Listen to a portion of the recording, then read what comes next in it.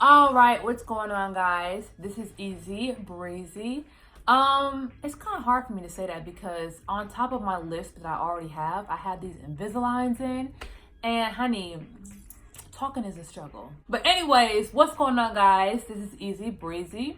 So in this video, I'm gonna be talking about growing a business while working your 9 to 5.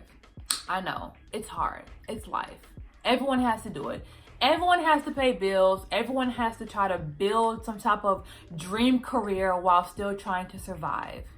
I get it.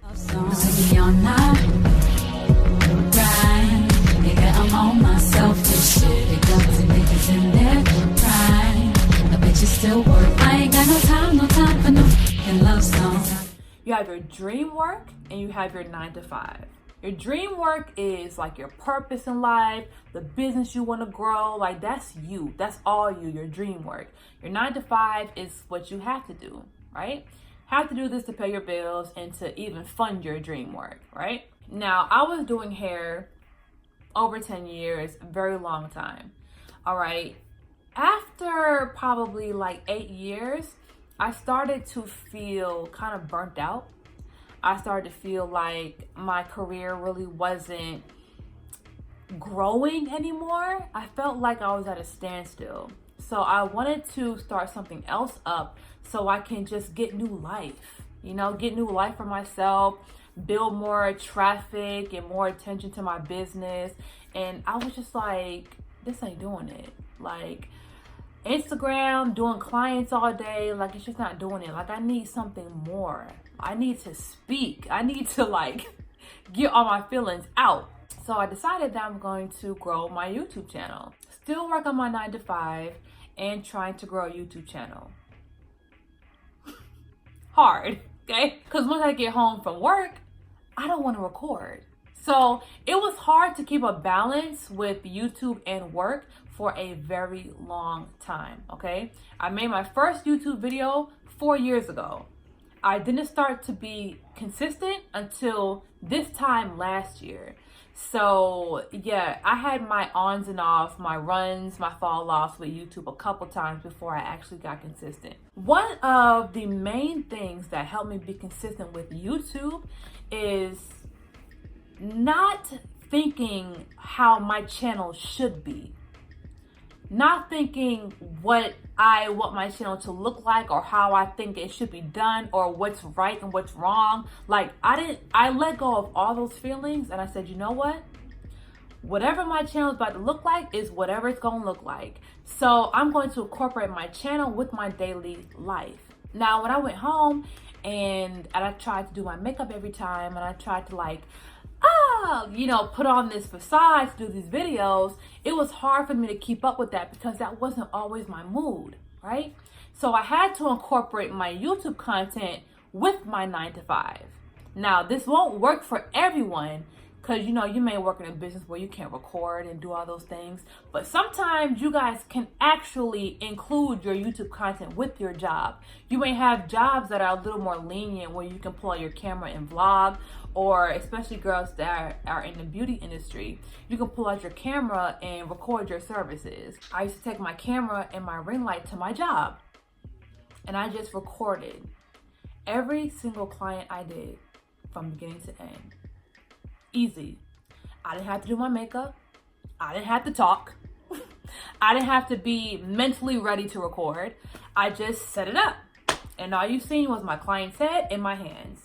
That's it.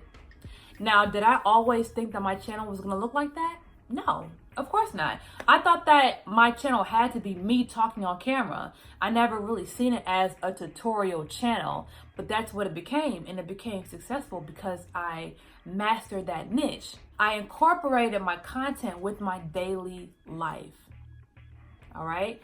That's very, very important because sometimes we try to create a persona when all we have to do is just show what we're already doing. That is the persona. It's not creating something that we don't have already. It's just utilizing what we already have. I was literally making videos like crazy. I was producing so much content, you guys. I was recording like 3 people a day.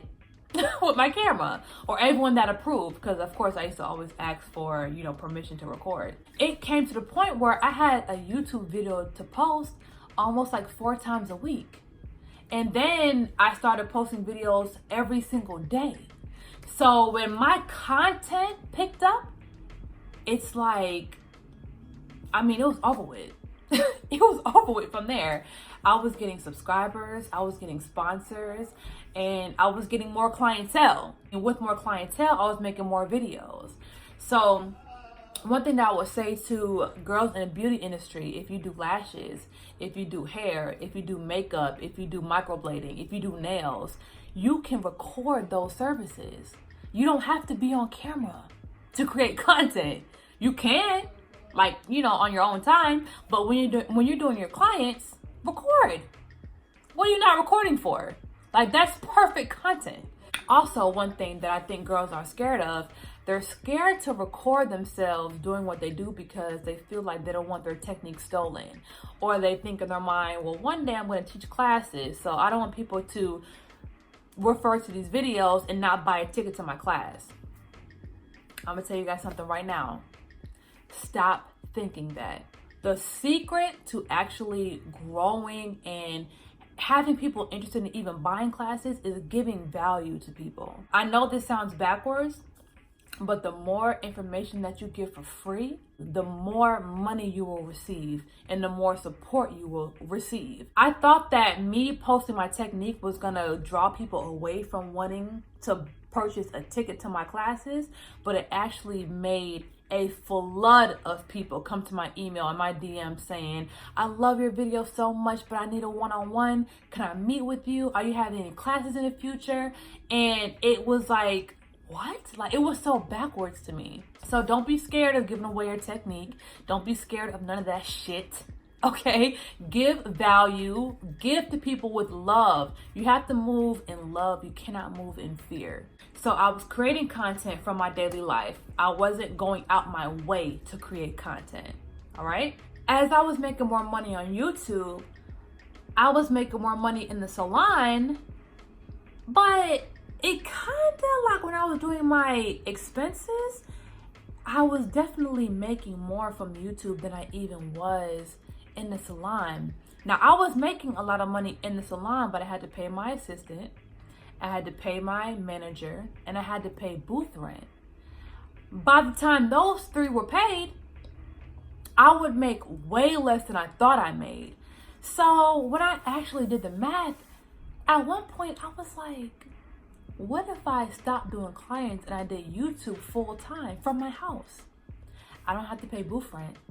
I don't have to pay an assistant because y'all gonna have to come with y'all hair braided, and I don't have to pay a shop manager.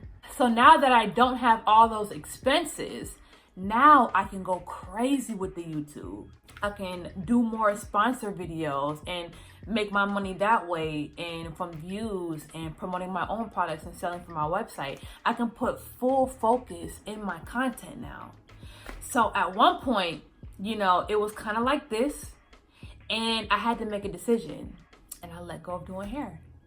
It was that time. I didn't let go of hair before I was completely comfortable. I was still a little uncomfortable with it, but I just knew in my heart that it was time. And then my shop closed down. So that was like a push. But yeah, when it comes to growing your dream career, you're doing your dream work and balancing a 9-to-5, you still have to put that effort in your dream work. So one day they're not balanced, then they're going to become balanced. Then your dream work is going to start making more money than your 9-to-5. And then it's up to you to be brave enough to drop that 9-to-5 so you can put all your focus and effort in your dream work. And trust me, as long as you're working every single day, as long as you're making improvements and growing every single day with your dream work, it will work. Okay? This is coming from a girl that was a stylist for a very long time, and I did not know how I was going to escape that industry. I didn't know. I thought I was going to have to work and take clients forever.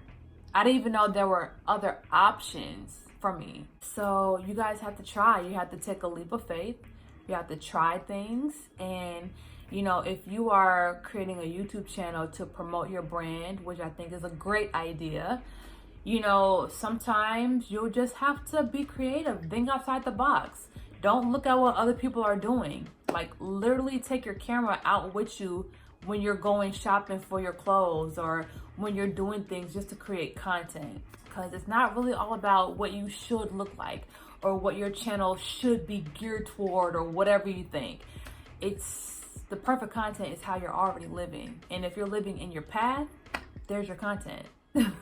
So once again, thank you guys so much for watching this video. If I ranted a little bit and went off topic, I'm sorry, because I felt like I did.